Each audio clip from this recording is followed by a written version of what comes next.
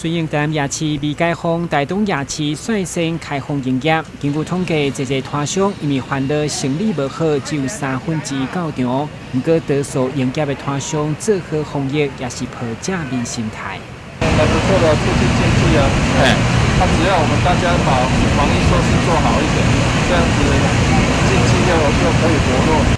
很开心啊，很久没有出来走了呢，关在家2个月呢。那会不会担心那个一些疫情的问题？我相信政府的作为啊。台东夜市因为是台南市区3大指标性的夜市之一，有民众为了解决暗顿，选择来夜市，有的人则是听讲夜市开放，急要来踅。他大家平时身边的朋友，爱支持挂号平安，虽然是辛苦。那会不会担心那个疫情的问题？其实还好，因为大家就是都蛮棒，就是都有戴口罩，然后消毒的。民众角度来看，当然乐观其成，但是还是会紧张，所以请大家还是要保持好社交距离。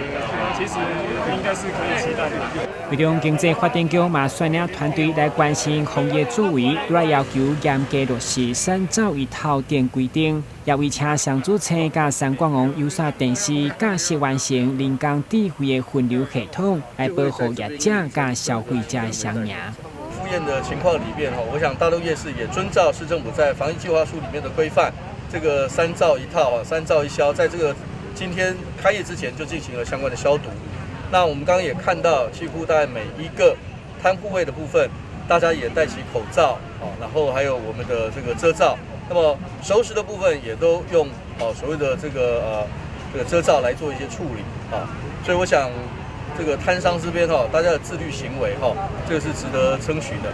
那第二个，我想今天大概有差不多将近110摊左右的摊铺位出来原来大东夜市大概有300多摊，那么今天大概也来了1/3那我想越到晚上，可能我们的这个消费者会越来越多。那在这边我们还是要特别强调，今天我们的市警局这边分局长以及我们区公所的严局长，大家也共同来进行联合的稽查。